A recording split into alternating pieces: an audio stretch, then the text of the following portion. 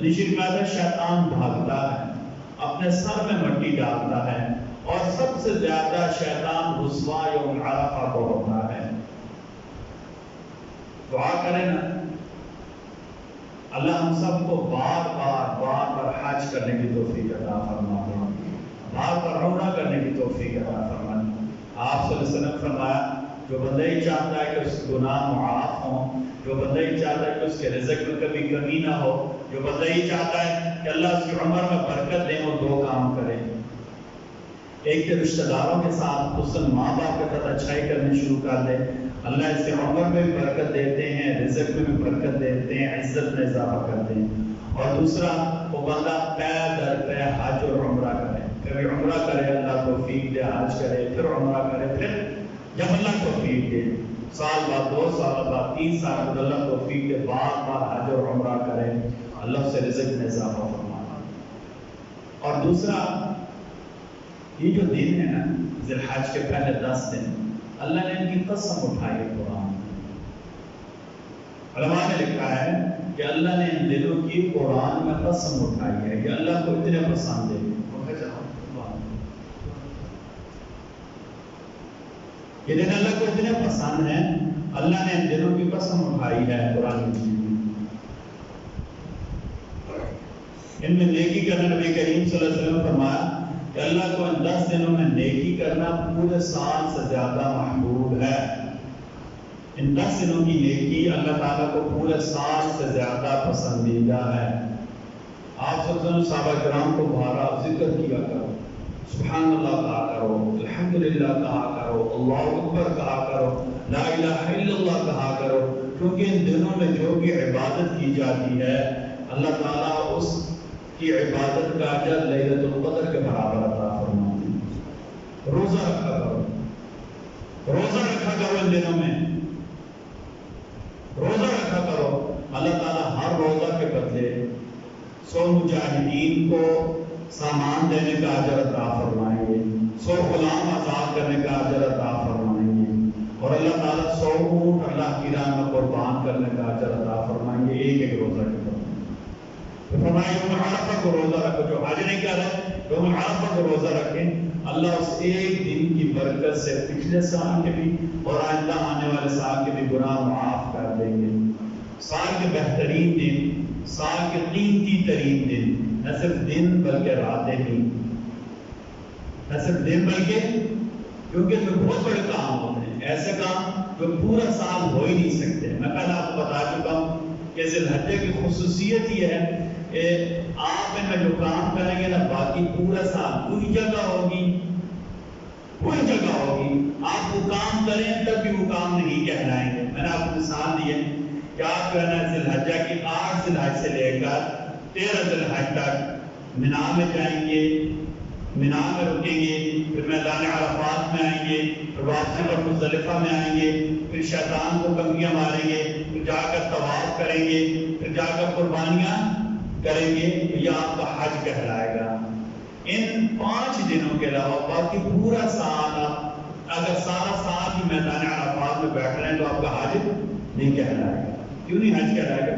خاص ان کے ساتھ، بالکل خاص یہ دن پورا سال جہاں ذبح کریں، لوگ کیا کہتے ہیں صدقہ دیا ہے، ایسے کہتے ہیں صدقہ دیا ہے، اللہ کی راہ میں جانور ذبح کیا ہے۔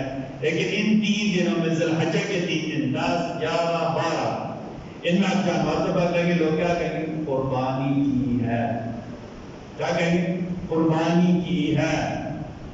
خاص دو عبادات خاص ہے، اس لیے اللہ کے ہاں بڑی قدر ہے، بڑی قدر ہے، بڑی قدر ہے۔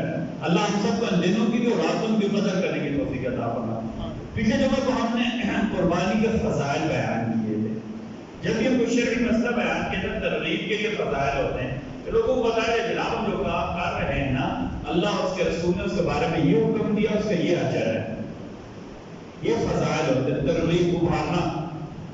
نبی کریم صلی اللہ علیہ وسلم فرمایا کہ اللہ کو ذی الحجہ کے دنوں میں نا قربانی سے زیادہ کوئی کام بھی پسند نہیں ہے، یعنی اعمال میں سب سے زیادہ محبوب اللہ کے نزدیک ہے قربانی ہے۔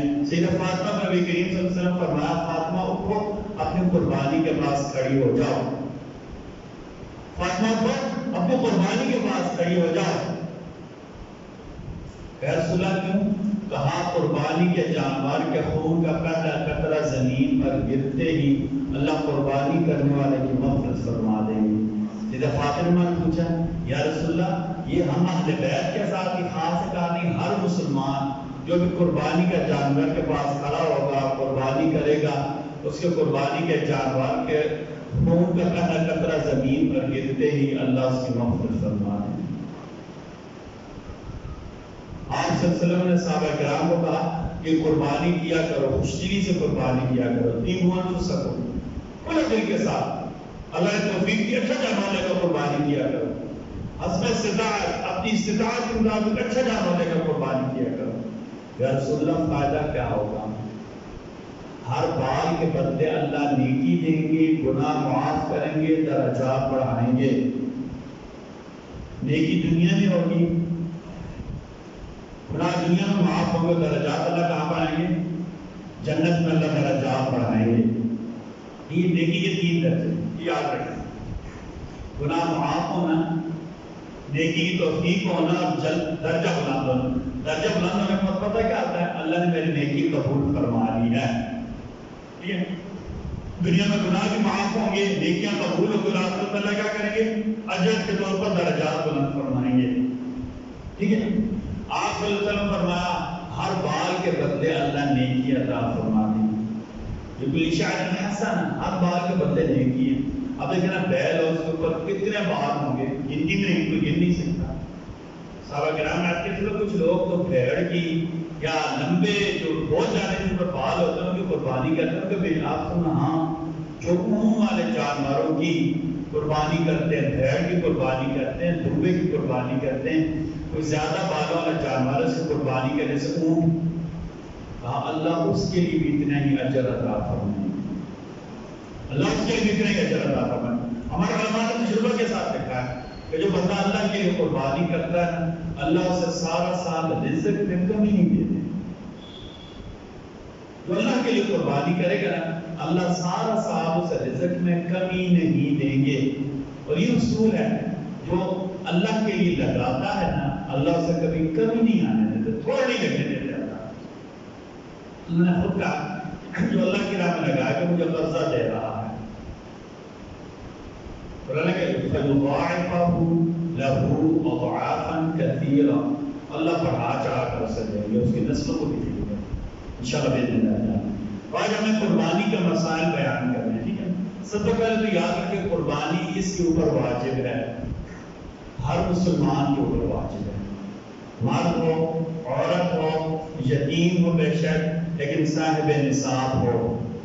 نصاب ہمیں بتا دیا تھا، ہم اپنی مسجد میں روزانہ ظہر کے بعد اور عصر کے بعد قربانی کے مسائل کا مذاکرہ کرتے ہیں، قربانی کے متعلق اور ذی الحجہ کے جو مسائل ان کا مذاکرہ کرتے ہیں۔ کم از کم اپنی ضروریات سے زیادہ 52.5 تولے چاندی اور اس کی قیمت ہو۔ 52.5 تولے چاندی کی قیمت تقریباً 85,000 روپے بنتی ہے، جس پر اپنی ضروریات کھانے پینے رہنے سہنے کی ضروریات کے علاوہ جس کے اوپر 85,000 روپے یا اس سے زیادہ ہو اس کے اوپر قربانی کرنا واجب ہے۔ اب قربانی کون کرے گا؟ مسلمان ہو، چاہے مرد ہو چاہے عورت ہو۔ جب ہم کہیں گے نا مسلمان ہو تو کافروں کے لیے قربانی، چاہے مرزائیوں کی صورت میں کافر ہو چاہے کسی اور صورت میں کافر ہو، ان کے اوپر قربانی ہے ہی نہیں ہے۔ قربانی خالص مسلمان کے لیے، ٹھیک ہے؟ مسلمان چاہے دیوبندی ہو چاہے بریلوی ہو چاہے اہل حدیث ہو چاہے جماعت اسلامی کا ہو، سارے مسلمان ہیں، یاد رکھیں، ٹھیک ہے نا؟ مرزائی کافر ہیں، مرتد ہیں، زندیق ہیں، ان کا حکم عام کافروں سے زیادہ سخت ہے۔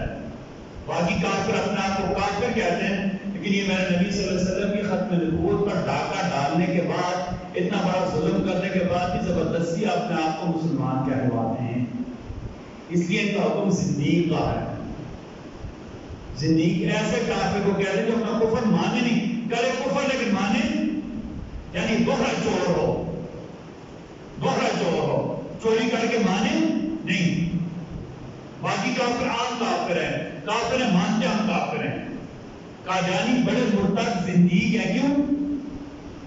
چوری بھی کرتے ہیں، سینہ زوری بھی کرتے ہیں، ڈاکو بھی ہیں، اوپر سے جو ہے نا اپنا ڈاکہ مانتے بھی نہیں ہیں، سلام ڈاکہ ڈال کے مانتے نہیں ہیں، ٹھیک ہے؟ اس لیے ان کا حکم زندگی کا ہے، ٹھیک ہے نا؟ تو قربانی کس نے کرنی؟ مسلمان نے قربانی کرنی ہے، عورت ہو، مرد ہو، یتیم بھی ہو لیکن صاحب نصاب ہو تو اس پر قربانی واجب ہوگی، پھر عاقل ہو اور بالغ ہو، عاقل اور بالغ ہو، مجنون کے اوپر، ٹھیک ہے نا جی، اور غیر بالغ کے اوپر قربانی نہیں کرنی۔ ہمارے فقہ کی یاد رکھیں، آپ نے سنا ہوگا فقہ لا، فقہ پتہ ہے کسے کہتے ہیں؟ اسلامی قانون کو، کس کو کہتے ہیں؟ اسلامی قانون کو، اس کو ہم ترجمہ کہتے ہیں اسلامک جیورسپروڈنس، اسلامی اصول قوانین، ٹھیک ہے نا؟ اسلامی اصول قوانین کی بہترین مستند ترین کتاب ہے، اس کا نام ہے ہدایہ۔ کیا نام ہے؟ ہدایہ۔ اسلامی قانون کی کتاب کا نام کیا ہے؟ ہدایہ۔ صاحب ہدایہ نے قربانی کی تعریف کیوں لکھی ہے؟ الأضحية واجبة على كل مسلم مقيم مسلم في يوم الأضحى عن نفسه وعن ولده الصغار۔ ہر مسلمان مرد عورت مقیم مسافر پر قربانی نہیں ہوتی ہے، ہر مسلمان مرد عورت مقیم صاحب نصاب پر قربانی کے دنوں میں قربانی کرنا اپنی طرف سے اور اپنی نابالغ اولاد کی طرف سے واجب ہے، ٹھیک ہے؟ الأضحية واجبة على كل مسلم مقيم موسر في يوم الأضحى عن نفسه وعن ولده الصغار۔ ہر مسلمان مرد عورت مقیم صاحب نصاب پر قربانی کے دنوں میں قربانی کرنا اپنی طرف سے اور اپنی نابالغ اولاد کی طرف سے واجب ہے۔ فقیر اور مسافر پر قربانی کرنا واجب نہیں ہے، اس طرح غلام کے لیے بھی قربانی کرنا نہیں ہے، اور مجنون کے لیے بھی قربانی کرنا، پاگل کے لیے قربانی کرنا نہیں ہے۔ یاد رکھیں، جو پاگل ہوتے ہیں نا ان کے اوپر شرعی احکام کا نفاذ نہیں ہوتا، پاگلوں کے اوپر شرعی احکام کا نفاذ، ان کو کہتے ہیں مرفوع القلم۔ کیا کہتے ہیں؟ مرفوع القلم، ان کے اوپر شریعت کی قلم نہیں چلتی۔ ہمارا ڈاکٹر میں سائن انجینئر ہوتا تھا نا، بیچارہ فوت ہو گیا ہے، ٹھیک ہے؟ ان لوگوں کے اوپر شرعی احکام کا نفاذ نہیں ہوتا، یہ بات ہوتے ہیں چلے بیچارے گلیوں میں پھرتے رہتے ہیں، ٹھیک ہے نا؟ حکومت کا کام ہے کہ معاشرے کے جو مقتدر لوگ ہیں ان کے ساتھ مل کر ان کے علاج کا یا ان کی فلاح کا یا ان کو سنبھالنے کا بندوبست کیا جائے۔ ہمارا دو بڑے غلط رویے ہیں، یا تو پاگل کو اتنا تنگ کرتے ہیں، اتنا تنگ کرتے ہیں وہ اور زیادہ پاگل ہو جاتا ہے، زندگی میں اسے تنگ کرتے ہیں، گھر والے بھی سے نہیں مانتے، گھروں سے نکال دیتے ہیں، ٹھیک ہے، علاج نہیں کراتے، اور حکومت کی طرف سے بھی کوئی ایسا معاملہ نہیں ہے کہ ایسے لوگوں کو سنبھالنے کا بندوبست ہو۔ دنیا کے بہت سارے ممالک میں جہاں ہمیں جانے کا اتفاق ہو، بہت سارے ممالک میں باقاعدہ ایسے لوگوں کے لیے ادارے بنے ہوئے ہیں، پھر اس سے بڑا ظلم کیا کرتے ہیں، زندگی میں سنبھالتے نہیں، بیچارہ فوت ہو جاتا ہے، اس کو زیارت لگا کر میلے کرنا شروع ہو جاتے ہیں، اس سے بڑا ظلم ہے، اس سے بڑا ظلم ہے، ٹھیک ہے؟ یہ بیچارے چلے سادے ہوتے ہیں نا، ان کے منہ سے باتوں کو باتیں نکلتی ہیں، صحیح ہو جاتی ہیں، کہتے بڑا پہنچا ہوا۔ یاد رکھیں اصول کیا ہے؟ اصول یاد ہے، ہمارے ہاں شریعت ایسی جذباتی باتوں کا نام نہیں ہے، اور شریعت کے مسائل کے لیے کوئی انہونی بات تو ہمیں لازمی نہیں ہے۔ شریعت سیدھی سادھی کتابوں میں لکھی ہے ہمارے پاس، اس کے لیے ضروری فلاں بندہ ہوا میں اڑتا ہے، فلاں بندہ غائبانہ باتیں کرتا ہے، نہیں بھائی، نہیں بھائی۔ حدیث کی کتابوں میں آپ نے کبھی سنا ہے تو بکر ہوا کے اوپر اڑتے تھے؟ اور بھائیو اللہ اور اس کے رسول کی جو مطابقت کرتا ہے اس سے بڑا ولی اور کوئی نہیں۔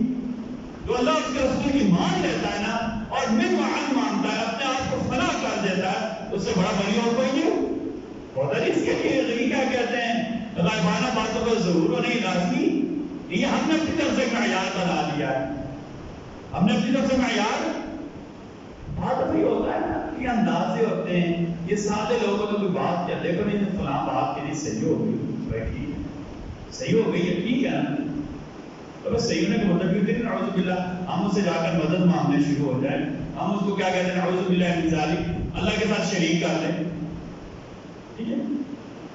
تو یہ جو چلے لوگ ہوتے ہیں نا، چلے لوگ جنہیں ہم مجذوب کہہ دیتے ہیں، پاگل لوگ، ان کی کیئر کرنا، ان کی حفاظت کرنا، ان کے علاج کا، اگر علاج ان کا ممکن نہ ہو تو ان کو سنبھالنے کا بندوبست کرنا، یہ ریاست کی ذمہ داری ہوتی ہے، اور جو معاشرے کے لوگوں کا کام ہے ان کو سنبھالنے میں حکومت کے ساتھ تعاون کریں۔ میں نے آپ کو بتا دیا زندگی میں ہم پوچھتے نہیں ہیں، گھروں سے نکال دیتے، گھر میں نہیں گھسنے دیتے، ہم بچے متاثر ہوں گے، چلا ہے ٹھیک ہے، بیچارہ فوت ہو جائے تو جا کر حکومت پر نہ کر کے کہتے ہیں سالانہ عرس شروع کر دیتے، خیال العجب۔ اللہ ہم سب کی حد سے گزرنے سے بھی حفاظت فرما دے اور حد سے نیچے اترنے سے بھی حفاظت، شریعت اعتدال ہے، وَكَذَلِكَ جَعَلْنَاكُمْ أُمَّةً وَسَطًا، اعتدال امت اللہ نے ہمیں بتایا، اللہ اور اس کے رسول کے جو احکام ہیں وہ واضح ہیں۔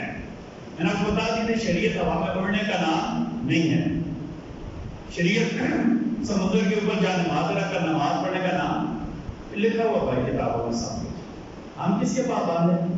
اللہ اور اس کے رسول کی باتوں کے پابند ہیں، تو اللہ اور اس کے رسول کے احکام کے مطابق زندگی گزار دیتا ہے، اس سے بڑا ولی اور کوئی نہیں ہے۔ کہ میں نے پڑھا تھا کہ لیکن حضرت جنید بغدادی رحمۃ اللہ تعالیٰ کے پاس خانقاہ میں ایک بندہ، خانقاہ میں ایک بندہ، خانقاہ کا مطلب ہوتا ہے ایسی جگہ جہاں لوگوں کی اللہ اور اس کے رسول کے حکموں کے مطابق اصلاح کی جاتی ہے، خانقاہ کا مطلب ہوتا ہے۔ ہمارا خانقاہ کا مطلب کیا تھا؟ بڑا سارا گنبد ہو، اللہ معاف کرے میں نہیں کہتا، لیکن عموم جو رواج ہے 8-10 چرسی بیٹھے ہوئے ہیں خانقاہ، اوپر 8-10-12 جھنڈے لگے ہوئے ہوں، یہ کہیں نہیں لکھا ہوا، آپ اللہ پر یقین کریں، بس وہ ایک ٹرینڈ نہیں ہوتا، ٹرینڈ میٹر، ٹھیک ہے نہیں، برانڈ بن گیا ہے، سبز گنبد بنا دو، اوپر سبز نیلے پیلے 5-6 جھنڈے لگے ہوں، اور دیواریں گندی، دیا کر جلاتے ہیں، صفائی کا کوئی بندوبست نہ ہو، ٹھیک ہے نا، حالانکہ شرعاً یہ مقصود ہی نہیں ہے۔ جنید بغدادی رحمۃ اللہ تعالیٰ کے پاس بندہ ہے، کچھ عرصہ رہا، واپس جانے کا بلا لیا، کیا مایوس ہو کر کیوں جا رہے ہو؟ انہوں نے کہا میں نے سنا تھا آپ بہت بڑے ولی ہیں، تو میرے خیال میں آپ کو مافوق الفطرت باتیں ہوں گی، کیا دسا پائیں گے، ایسے دیکھیں گے تو کیا کہتے ہیں آپ انجینئر بن جائیں گے، ہزاروں کی تقدیر بدل جائے گی، یہ سب بڑا ڈاکٹر بن جائیں گے، میں نے تو ایسے کوئی بات دیکھی نہیں ہے، بیچارے پڑھ کر سب یہی آ رہے ہیں سب کی، میں نے تو ایسی کوئی بات دیکھی نہیں ہے، نہ کسی کو ہوا میں اڑتے ہوئے دیکھا ہے، نہ میں نے دیکھا ہے کہ کیا کہتے ہیں پانی کے گھڑے اڑتے ہوئے آ رہے ہیں۔ تو انہوں نے کہا اچھا ٹھیک ہے، آپ یہ سوچ کر آئے تھے، اچھا مجھے بتاؤ آپ 1 مہینہ یہاں رہے ہیں جہاں کا کوئی کام بھی اللہ اور اس کے رسول کے طریقوں کے مخالف ہوا ہے؟ کہا نہیں جی، کہا اس سے بڑی ولایت اور کیا ہوگی، سارے کام اللہ اس کے رسول کے حکم کے مطابق ساری سنتیں عام زندہ کر رہے ہیں، اس سے بڑی ولایت اور کوئی نہیں ہوتی، ٹھیک ہے۔ تو ہم اپنے مسئلے کی طرف آتے ہیں، قربانی کرنا ہر مسلمان مرد عورت مقیم صاحب نصاب پر قربانی کے دوران میں اپنی طرف سے اور اپنی نابالغ اولاد کی طرف سے واجب ہے، فقیر پر بھی قربانی نہیں ہے، مسافر پر بھی قربانی نہیں ہے، آزاد پر قربانی ہے لیکن غلام پر قربانی نہیں ہے، اس طرح عقل مند بندے پر قربانی ہے، ہماری بات کا سے چلوں پر مجذوبوں پر قربانی نہیں ہے۔ اور مسلمان کی ہمیں تعریف بھی کر دی تھی، قادیانی زندیق مرتد ہیں، لہذا مسلمانوں نے قربانی کرنی ہے، قادیانی 100 مرتبہ جانور ذبح کریں، ان کے جانور ذبح کرنے کو قربانی نہیں کہیں گے، قربانی کرنے مسلمانوں کے ساتھ مخصوص ہے۔ اچھا اگلی بات، اب ہمیں قربانی کرنی کتنے دن ہے؟ شرعاً قربانی کے 3 دن ہیں، کتنے دن ہیں؟ 3 دن، ٹھیک ہے نا۔ عید الضحیٰ کی نماز کے بعد سے لے کر عید کے تیسرے دن غروب آفتاب سے پہلے تک 10 دن حج، عید کی جہاں عید کی نماز ہوتی ہے، عروج اور ہر جگہ ہوتی ہے، عید کی نماز سے پہلے جانور ذبح نہیں کرنا. کچھ لوگ آئے یا رسول اللہ ہم نے تو عید کی نماز سے پہلے اپنی قربانیاں ذبح کر دی, آپ نے کہا اپنی قربانیاں دوبارہ کرو. یہ احتیاط کرنی, ٹھیک ہے. عید کی نماز سے پہلے قربانی کریں گے تو قربانی نہیں ہوگی. عید کی نماز کے بعد کیا کرنی ہے؟ قربانی کرنی ہے, ٹھیک ہے. 10 ذی الحج عید کی نماز کے بعد سے لے کر 12 ذی الحج دن رات دونوں, 11 ذی الحج دن رات دونوں, 12 ذی الحج غروب آفتاب سے پہلے تک. اچھا ان دنوں میں رات کو بھی قربانی کر سکتے ہیں, شرعاً کوئی حرج. روشنی کا معقول انتظام ہو, اپنی جان کو یا جانور کے ضائع ہونے کا خطرہ نہ ہو تو شرعاً رات کو قربانی کرنے میں کوئی حرج نہیں ہے, ٹھیک ہے. بعض فقہاء نے لکھا تھا, اس وجہ سے لکھا تھا کہ اس زمانے میں روشنی کا بندوبست نہیں ہوتا تھا, خطرہ ہوتا تھا جانور کو نقصان ہو جائے گا یا کسی بندے کو ذبح کر کوئی نقصان نہ ہو جائے, ٹھیک ہے. روشنی کا معقول بندوبست ہو, بندے ٹھیک ہوں, زیادہ تھکے ہوئے نہ ہوں, تو رات کو بھی قربانی کرنے میں کوئی حرج نہیں ہے. قربانی کتنے دن کرنی ہے؟ 3 دن کرنی ہے, ٹھیک ہے. 10 ذی الحج عید کی نماز کے بعد سے لے کر 11 ذی الحج غروب آفتاب سے پہلے تک. اب عید کا تیسرا دن تھا, غروب آفتاب سے پہلے کسی نے چھری کھینچ لی تو اس کی جو قربانی کیا آ جائے گی صحیح تصور کی جائے گی. کھال پیشک بعد میں کاٹتا رہے, ہم کیا کہتے ہیں گوشت پیشک بعد میں کاٹتا رہے, ٹھیک ہے. قربانی کتنے دن کرنی ہے؟ 3 دن کرنی ہے, ٹھیک ہے جی. اچھا عید کی نماز کے بعد سے لے کر عید کے تیسرے دن غروب آفتاب سے پہلے تک, یعنی 10, 11, 12 ذی الحج. اچھا ان میں پہلا دن افضل ہے, ان میں کیا پہلا دن افضل ہے؟ ان میں پہلا دن افضل ہے, یعنی عید کا دن قربانی کرنا زیادہ ثواب ہے. اگر اللہ توفیق دے آسان میں عید کا دن قربانی کرنا.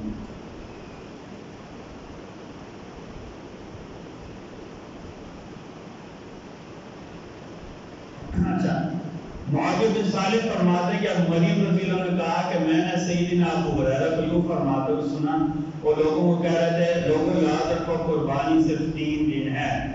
اب ابن عمر سے پوچھا گیا کہ قربانی کتنے دن واجب ہے, تو آپ نے کہا عید والے دن اور اس کے بعد 2 دن قربانی کرنا. عید والے دن اور اس کے بعد 2 دن قربانی کرنا. ہمارا میں نے کل بھی سمجھایا تھا کہ کچھ ہوتی ہے شذوذ, کیا ہوتی ہیں, میں نے آپ کو مثال دے کر سمجھایا تھا. مثلا پورے کورٹر میں یا پورے پاکستان میں عمومی تصور کیا ہے, اسکولوں میں چھٹی کتنے بجے ہو رہی ہے؟ 1:30 بجے ہو رہی ہے. آج تو 11, 11:30 بجے ہو رہی ہے. اب میری بات سمجھ رہے ہیں, عمومی رواج کیا ہے, اسکولوں میں چھٹی کتنے بجے ہوتی ہے؟ 1-1.5 بجے مثلا ہو رہی ہے. یعنی پاکستان میں اگر جو ہے نا 10 لاکھ اسکول ہیں تو ان میں یہ سمجھ لیں کہ 9,90,000 اسکولوں میں کتنے بجے چھٹی ہوتی ہے؟ 1:30 بجے چھٹی ہوتی ہے. یہ عام بات. اچھا کچھ اسکول ہیں 10, 15, 20 ہزار اسکولوں کے اندر بھائی ہم 1:30 بجے کے بجائے ہم تو 3:30 بجے چھٹی کیا کریں گے. اب اصول کیا ہے؟ اس کو شذوذ کہتے ہیں, اکا دکا بندہ ہے, اکا دکا ہے. عمومی بات مانی جائے گی, اس کا یاد رکھیں. کچھ لوگوں کے ذہن میں کہ ایک حدیث شریف میں آتا ہے فلاں بندے نے 4 دن قربانی کی ہے, 4تھے دن قربانی. ہمارے علماء نے اس کی بہت ساری وجوہ, آپ صلی اللہ علیہ وسلم نے بعض لوگوں کو خصوصی طور پر اجازت, وہاں اجازت عام جب صحابہ کرام بھی کہہ رہے ہیں, ٹھیک ہے نا, اور امت کا تواتر بھی چلا آ رہا ہے کہ عید کے 3 دن قربانی ہے, عید والے دن اس کے بعد 2 دن ہو, تو ہم نے اس سے آگے پیچھے نہیں ہونا. جو شبہ والا دن اس کو کیا کرنا, ہم نے چھوڑ دینا ہے. اپنی قربانی کی خراب نہیں کرنی اور لوگوں کے ساتھ بھی رفڑ نہیں ڈالنا, ٹھیک ہے. یہ کچھ لوگوں کی عادت ہوتی ہے, میں نے اس سے آپ کو سمجھایا تھا کہ ہمارے ہاں بغیر مسائل کے سمجھے ہوئے کوئی بیچارہ اردو کی کوئی کتاب پڑھ لیتا ہے, کوئی یوٹیوب پر کوئی بات سن لیتا ہے, تو اٹھ کر فتوے لگانا شروع ہو جاتے ہیں, کیونکہ ہم روزانہ کی بنیاد پر ہی بھگتتے ہیں, ٹھیک ہے. میرے پاس ایک صاحب 3 دنوں میں نے اسے مسئلہ بیان کیا, چلو آگے بھی ہم بیان کریں. صحیح احادیث سے ثابت ہے میت کی طرف سے قربانی کرنا بندہ, تو آپ نے بندے کو کہ میں نے ایک بندے کو نہیں کہا, میں نے پوری مسئلہ بیان کیا تھا میت کی طرف سے قربانی کرنا جائز ہے, بلکہ زیادہ ثواب کی بات ہے. کہا کہ میں نے بہت زیادہ تحقیق کی ہے تو مجھے کوئی صحیح حدیث ہی ملی. میں نے کہا بھائی دیکھو بات ہے تو حدیث صحیح نہیں. حدیث ہوتی ہی تو غلط ہوتی اس کو حدیث کو کہتے ہیں کہ پہلی بات ہے میں بیٹا غلط تو کوئی حدیث ہوتی صحیح ہے. اس سے میں نے کہا یار پتا کیا یہ اچھے دن ہیں سال کے ذی الحجہ کے دن میں جھوٹ بولنا بھی زیادہ گناہ ہوتا ہے. کیوں؟ میں نے کہا آپ جو کہہ رہے ہیں آپ نے بہت زیادہ تحقیق کی آپ غلط کہہ رہے ہیں. آپ نے کسی ایک کتاب میں پڑھ لیا ہوگا کسی مولوی صاحب نے کسی صاحب نے یوٹیوب پر کوئی بات سنی ہوگی تو آپ نے تحقیق کا مطلب یہ ہوتا ہے کہ آپ کو حدیث کی ساری کتابیں آتی ہوں جتنی حدیث ہیں ان کے سارے احکام آتے ہوں جو فقہی آراء ہیں وہ ساری کی ساری آتے ہوں. یہ باتیں کرتے کرتے میرے صاحب دفتر ہے یعنی لوگوں نے دیکھا کو پتا ہے ہماری لائبریری ہے ہماری ضرورت کے مطابق الحمدللہ اس میں کافی کتابیں میں نے چپ چاپ پر اٹھا کرنا حدیث شریف کی کتاب ہے. کہتا ہے حدیث کا مطلب کیا ہے؟ میں نے کہا حدیث کی کتاب اس میں حدیث ہے آپ بھول لیں. آپ کہتا ہے سر میں مجھے عربی بھی نہیں آتی تو حدیث کی کتابیں میں نے نہیں پڑھی. میں نے کہا تھوڑی دیر پہلے کہہ رہے تھے آپ نے بہت زیادہ تحقیق کی ہے. میں نے کہا آپ نے تحقیق اس کی چھوٹوں کی تحقیق کی ہے آلوں کی تحقیق کی ہے یا جا کر کہتے دانوں کرے پتہ کرتے رہے. عجیب بات یار. کہتا ہے سر یہ عربی کی کتاب ہے نا اس میں حدیث نہیں ڈھونڈ سکتا. ابھی بندہ 5-10 کتب پہلے میں نے تحقیق لوگ متاثر ہو جائے نہیں یعنی. پھر میں ابو داؤد شریف حدیث شریف کی کتاب ہے. میں نے کہا اس کتاب کا نام ہے ابو داؤد شریف. یہ حدیث کی جو 6 بہترین کتابیں ہیں ان میں یہ شامل ہے. اس میں باقاعدہ امام ابو داؤد رحمۃ اللہ تعالی نے باب باندھا ہے باب الأضحیۃ من المیت میت کی طرف سے قربانی کرنا. وہ حدیث لائیں یہ حدیث اس میں راوی سے کیا ہے. اچھا قربانی کرنا کتنے دن ہے؟ 3 دن قربانی کی جائے گی. عید کے دن عید کی نماز کے بعد سے لے کر عید کے تیسرے دن غروب آفتاب سے پہلے تک یہ قربانی کے 3 دن ہیں. اچھا قربانی کون کون کرے گا؟ ہم لوگوں کو بتا دیا ہر صاحب نصاب قربانی کرے گا. مسلمان ہو عاقل ہو بالغ ہو مرد ہو عورت ہو ٹھیک ہے نا مقیم ہو آزاد ہو کیا کرے گا؟ قربانی کرے گا. اچھا اس میں قربا ہمارے جو عمومی طور پر جو ہے نا کہا جاتا ہے نہیں گھر کی طرف سے قربانی کافی ہوتی ہے. حدیث میں آپ نے قربانی کی آپ نے حضرت فاطمہ کو کہا کہ آپ بیٹا اپنی قربانی کے پاس کھڑے ہو جاؤ. اس کا مطلب کیا ہے؟ آپ حضرت اپنی بھی قربانی کرتی تھی اور آپ کی بیٹیاں بھی قربانی کرتی تھی. اگر گھر کی طرف سے قربانی ہوتی آپ حضرت فاطمہ کو کہتے آپ تک کھڑے ہو جائیں بتائیے آپ سارے قربانی کیا کرتے تھے. آپ حضرت نے منع کر دینا بھائی یہ قربانی ہوگی صاحب میری بیٹی کی طرف قربانی ہو گئی ہے ٹھیک ہے. یہ ہمارے غلط فہمی پر بات راجع ہے. گھر میں جتنے افراد صاحب نصاب ہوں مثلا گھر میں 5 بندے ہیں میں آپ کو ایک مثال سے سمجھاتا ہوں ٹھیک ہے نا. 7 بندے کر لیں چلے آسانی سے سمجھاتا ہوں. صاحب خود ہیں صاحب کیا ہیں یعنی بڑے گھر کا ایک بڑا بندہ ہے وہ خود ہے ٹھیک ہے جی. گھر کا ایک بڑا بندہ خود ہے.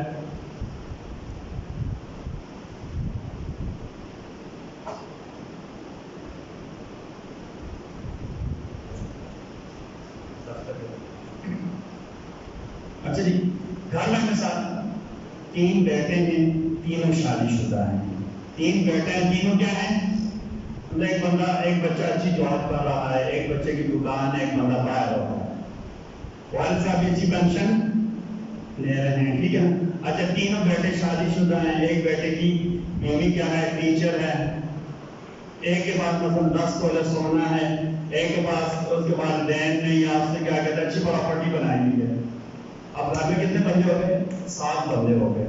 7 کے 7 صاحب نصاب ہیں. عورتیں جن کے پاس 7.5 تولے یا اس سے زیادہ سونا ان کو کوئی قربانی کیا ہے واجب ہے. خالد پیسے دے یا نہ دے اپنے سونے میں تھوڑا سا بیچے قربانی کریں گی. یاد رکھیں ٹھیک ہے. میں نے آپ کو آپ میں بات سمجھ آ گئی ہے نا.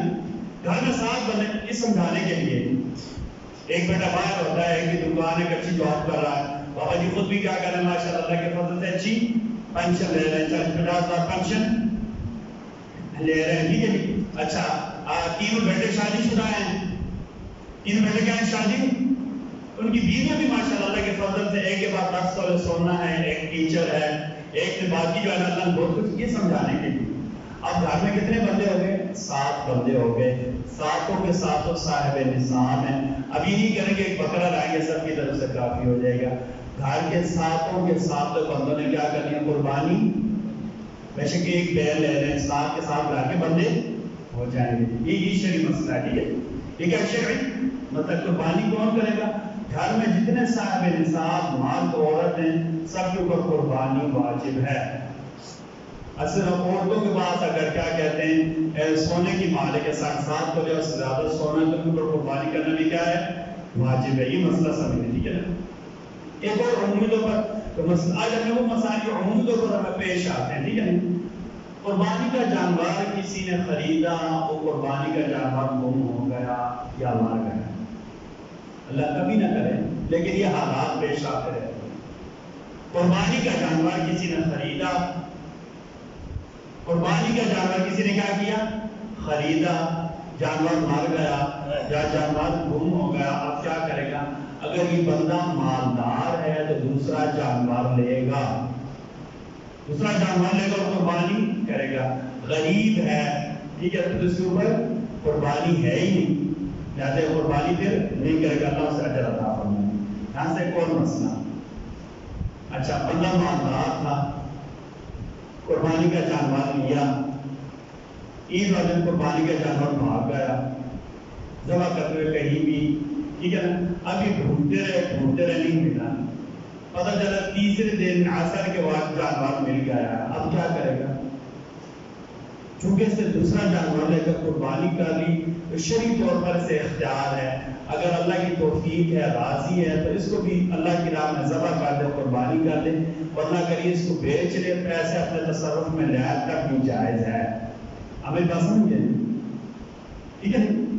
قربانی کا جانور گم ہو گیا تھا، قربانی کی سے پہلے مل گیا یا بعد میں مل گیا، بے شک اللہ کی راہ میں دے دیا، بے شک کیا کر دیں؟ کیا اسے بیچ کر پیسہ تصرف میں لائے۔ اچھا ایک بندہ قربانی کرنے لگا تھا، خود فوت ہو گیا، کسی نے قربانی میں حصہ ڈالا یا جانور لیا تو فوت ہو گیا، ٹھیک ہے جی؟ اب اس میں 2 چیزیں، ایک بندے نے قربانی کا جانور لیا، خود فوت ہو گیا، ٹھیک ہے؟ اب اس نے کیا کرنا ہے؟ اب اس میں دیکھنا ہے، اگر قربانی والے نے وصیت کی تھی میں تو فوت ہونے لگا ہوں، ٹھیک ہے نا، مرنے سے پہلے وصیت کرے کہ میری طرف سے قربانی کرنی ہے، تو اس کی اولاد نے یہ قربانی ہر صورت میں کیا کرنی ہے۔ اچھا اب جو مرنے والے نے وصیت کی تھی لہذا اس کا گوشت خود نہیں کھانا، سارا کا سارا کیا کرنا ہے؟ غریبوں میں تقسیم کرنا ہے۔ میت نے اگر وصیت کی ہو کہ میری طرف سے قربانی کرنی ہے، ٹھیک ہے نا، تو جتنے لوگ ہوں گے اس کے ورثاء ہوں گے، انہوں نے اس کی طرف سے قربانی کرنی ہے، اس کے مال میں سے قربانی کرنی ہے، لیکن کیونکہ یہ وصیت کی لازت گوشت کے 3 حصے نہیں کرنے، ایک اپنے لیے، ایک کیا کہتے ہیں رشتہ داروں کے لیے نہیں، بلکہ جو میت نے وصیت کی ہوگی یہ سارے کے سارے کیا کرنا ہے؟ گوشت تقسیم کرنا ہے۔ اچھا وصیت نہیں کی تھی، وصیت نہیں کی تھی، ویسے ہی فوت ہو گیا بندہ، دیکھیے یہ جو مسائل آپ کو کہہ رہے ہیں عمومی طور پر پیش آتے ہیں نا، تو شاید ممبروں سے بیان نہیں کیے جاتے، عمومی طور پر اکیلے بندے پوچھتے رہتے ہیں، میرے دل میں یہ کہ بجائے ہم زیادہ لمبی چوڑی تقریر کریں کہ یہ مسائل ہم آپس میں بیٹھ کر ڈسکس کر لیں، مذاکرہ، تاکہ عمومی طور پر مسائل حل ہونے والے نا، آسان مسائل ہیں، ٹھیک ہے؟ میت نے وصیت کی تھی پھر تو قربانی کرنا واجب ہے، اس کا گوشت خود نہیں کھائیں گے، سارا کا سارا غریبوں میں تقسیم کریں گے، لیکن میت نے وصیت نہیں کی تھی، فوت ہو گیا، قربانی کرنے سے پہلے فوت ہو گیا، جانور خرید لیا تھا، اب یہ جانور اس کے ورثاء کی ملکیت ہے، ان کی مرضی ہے، کیونکہ اس طریقے کا ایسا بن گیا ہے، یہ سارے کا سارا اس کے ورثاء کو ملے گا، بے شک وہ بیچ کر آپس میں پیسے تقسیم کر دیں، یا اگر سارے کے سارے راضی ہیں تو کیا کر لیں؟ میت کی طرف سے قربانی، میری بات سمجھیے نا، وصیت نہیں کی تھی ویسے ہی بندہ فوت ہو گیا تو وہ جانور جو ہے ورثاء کی ملکیت ہوگا، ٹھیک ہے جی؟ اچھا قربانی کون سے جانوروں کی کریں گے؟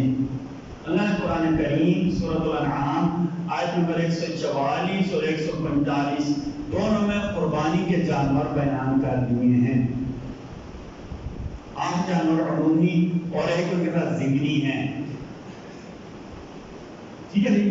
قرآن میں کیا ثمانیۃ ازواج، ثمانیۃ ازواج، قربانی کے جانوروں کے 8 قسم ہیں، یعنی 8 جوڑے ہیں. ٹھیک ہے. اچھا میں آپ کو سمجھاتا ہوں. بھیڑ دھوا، ٹھیک ہے جی. بھیڑ اور وَمِنَ اثْنَيْنِ وَمِنَ الْمَعْزِ اثْنَيْنِ. آگے اللہ نے کہا وَمِنَ الْبَقَرِ اثْنَيْنِ وَمِنَ الْإِبِلِ اثْنَيْنِ. جو قرآن میں اللہ نے وَمِنَ اثْنَيْنِ وَمِنَ الْمَعْزِ اثْنَيْنِ، 2 بکری کے اور 2 بھیڑ کے، 2 گائے کے اور 2 اونٹ کے. اللہ نے کہا یہ جوڑے ہیں ایسے. ٹھیک ہے. اب میں آپ کو سمجھا قربانی ہمیں کون سے جانوروں کی کرنی ہے؟ بھیڑ دمبا، بکری بکرا، گائے بیل. گائے بیل کے ساتھ بھینس اور بھینسا بھی شامل ہیں. ہمارے فقہاء نے لکھا ہے الجوانیس کالبقر، جاموس عربی میں بھینس کو کہتے ہیں، جوانیس اس کی جمع ہے. کہا کہ بھینس اور گائے کا شرعی ایک ہی حکم ہے،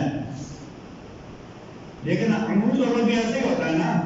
گھر میں بھینسیں رکھی ہوتی ہیں، بھینس کا بھی ہم گوشت کھاتے ہیں، بازاروں میں بکتا ہے، ٹھیک ہے نا، اس کا دودھ بھی دھوا جاتا ہے، ٹھیک ہے نا. تو یہ عمومی طور پر کیا کہتے ہیں گائے کے ہی حکم میں ہیں. ٹھیک ہے. پھر دوبارہ ہم آتے ہیں.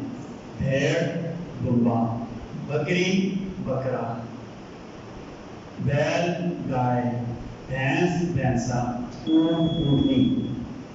ان جانوروں کی قربانی کرنے، ان کے علاوہ کسی اور کو قربانی کرنا جائز، ہرن کی یا کسی اور جانور کی قربانی کرنا جائز نہیں ہے. تو قرآن میں اللہ نے کہہ دیا ثمانیۃ ازواج من الضأن اثنین ومن المعز اثنین قل آذکرین حرم ام الانثیین اما اشتملت علیہ ارحام الانثیین نبئونی بعلم ان کنتم صادقین ومن الابل اثنین ومن البقر اثنین.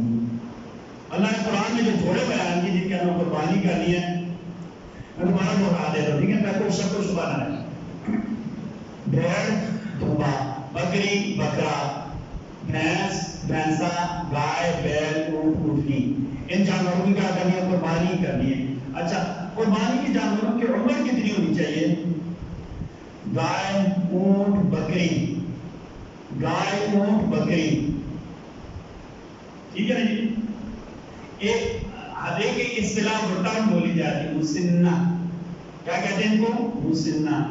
بکری 1 سال کی ہوتی ہے مسنہ ہوتی ہے، گائے بھینس 2 سال کی ہوتی ہے مسنہ ہوتی ہے، اونٹ 5 سال کا ہوتا ہے. اسے کیا کہا جاتا ہے؟ مسنہ کہا جاتا ہے. ٹھیک ہے. شرط کیا ہے؟ بکری بکرا بھیڑ دمبا، ان کی عمر کتنی ہونی چاہیے؟ 1 سال. بولے کتنی ہونی چاہیے؟ کتنی ہونی چاہیے؟ 1 سال. اچھا گائے بیل بھینس بھینسا ان کی عمر کتنی ہونی چاہیے؟ کتنی ہونی چاہیے؟ اونٹ کی عمر کتنی ہونی چاہیے؟ 5 سال. اچھا اس کے لیے دوندی لگنا یہ شرط، دانت ہونا یہ شرط، عمر پوری ہونی چاہیے.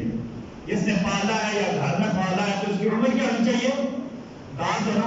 بعض بکریوں کی ایسی قسمیں ہیں جو 18 یا 19 ماہ کی عمر میں دانت نکالتے ہیں. یا ہمارے یہاں کیا کہتے ہیں نیلی بار کی بھینسیں ہوتی ہیں. یہ میں نے پوچھا تھا ڈاکٹر صاحب نے کہا کہ 31 ماہ کی ہو تب دانت نکالتی ہے. 31 ماہ کی ہو تب دانت نکالتی ہے. یہ جو سفید اونٹ ہوتا ہے نا، سفید اونٹ یہ تقریباً 5.25 سال کا تب دانت نکالتا ہے. ٹھیک ہے. تو شرعاً کیا ہے؟ بکری بکرا بھیڑ دمبا ان کی عمر 1 سال ہونی چاہیے، عمر پوری ہونی چاہیے. ٹھیک ہے.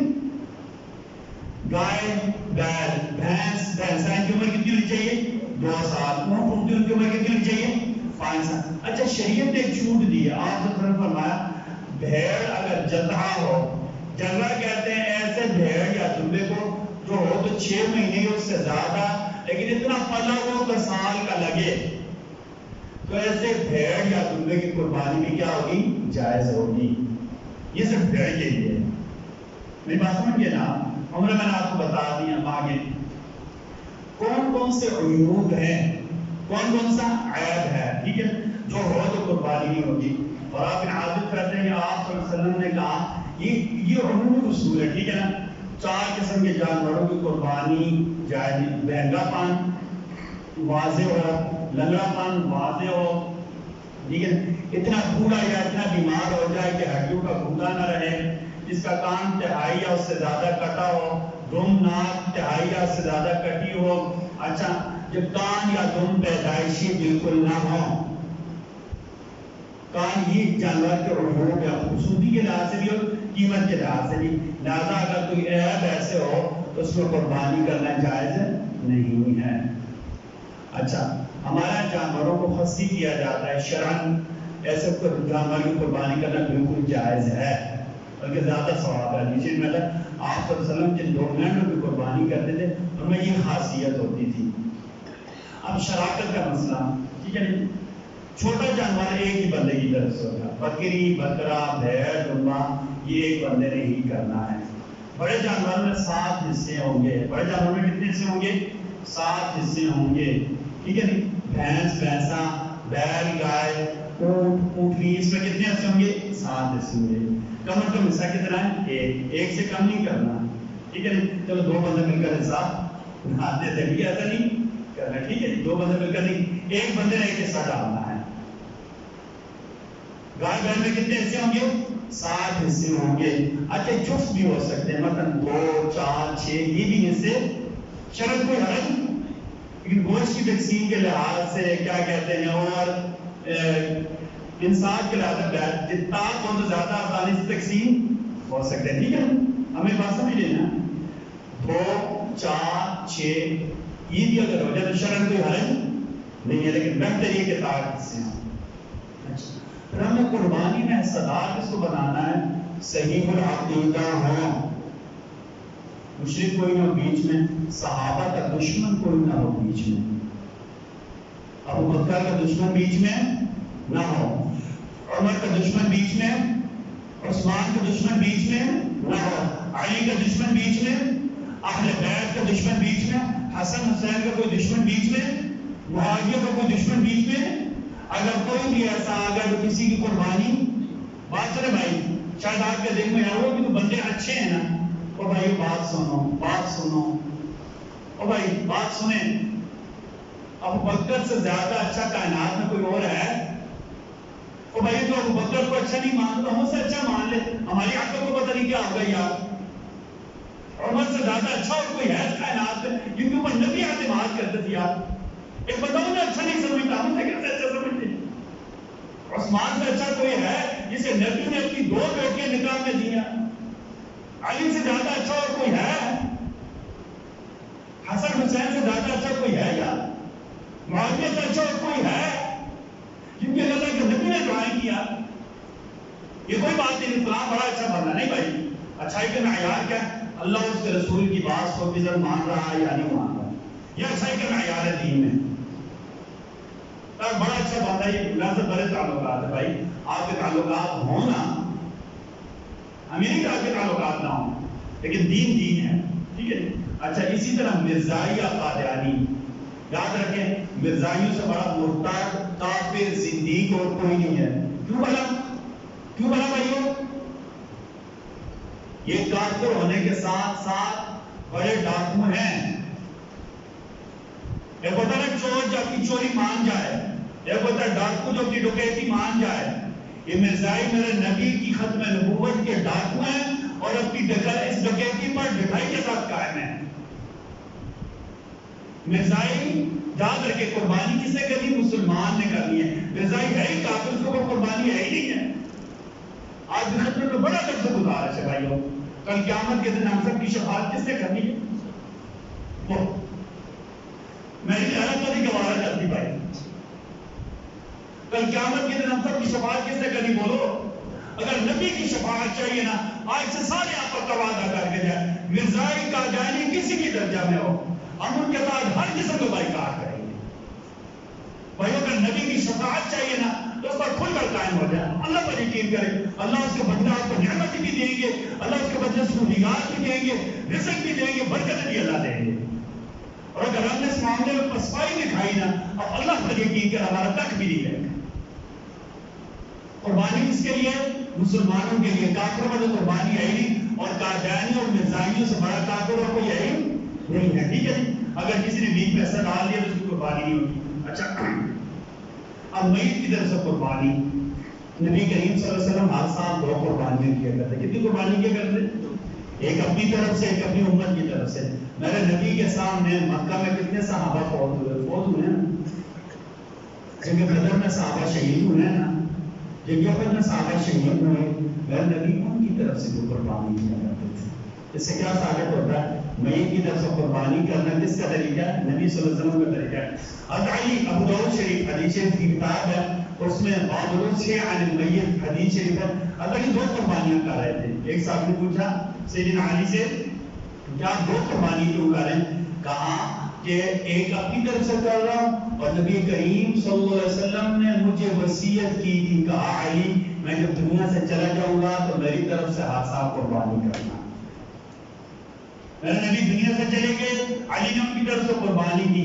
میرے والد آپ کے والد، میری والدہ آپ کی والدہ، باقی ہمارے نانا نانی دادا دادی جو دنیا سے چلے گئے ہیں، اللہ نے توفیق دی تو اپنی قربانی بھی کرے اور ان کی طرف سے بھی قربانی۔ اور سب سے بڑھ کر بھائیو، اگر اللہ نے توفیق دی ہے نا، اللہ نے توفیق دی ہے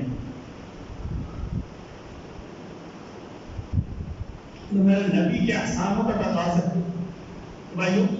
ہم ہر سال نبی کریم صلی اللہ علیہ وسلم کی طرف سے قربانی کریں۔ ابو بکر کی وفا کا تقاضا یہ نہ کہ ہم ابو بکر کی طرف سے قربانی کریں۔ عمر کی غیرت کا تقاضا یہ ہے نا کہ ہم عمر کی طرف سے قربانیاں کریں۔ عثمان کی حیا ہمیں یہ کہتی ہے ہم ہر سال عثمان کی طرف سے قربانی کریں، اور علی کی وفا یہ کہتی ہے ہم ہر سال علی کی طرف سے قربانیاں، حسن حسین کی طرف سے قربانی کریں، معاویہ کی طرف سے قربانی کریں، امت کے صلحاء کی طرف سے قربانی کریں، اور اولیاء کی طرف سے قربانی کریں، اپنے والدین کی طرف سے قربانی کرتے ہو۔ اللہ نے مجھے زندگی میں بڑی عزتیں دی، آپ اللہ پر یقین کریں۔ ہم اس قابل ہیں کہ اللہ نے اتنی عزتیں دی ہیں نا، شاید میرے تصور میں بھی نہیں، آپ بھی نہیں تصور کر سکتے، ٹھیک ہے۔ میری 45-40 سال کی عمر میں اللہ نے اتنی عزتیں دی ہیں نا جو میرے تصور میں نہیں تھی۔ میں آپ کو بالکل سچی بات کہتا ہوں، یہ خالص اللہ کا فضل۔ اللہ پر یقین کریں کہ میرے ماں باپ کی دعا ہے، بس ہمیں جو کچھ مل رہا ہے نا اللہ کے فضل کے بعد ظاہری اسباب میں ماں باپ کی دعاؤں سے ہی ملتا ہے۔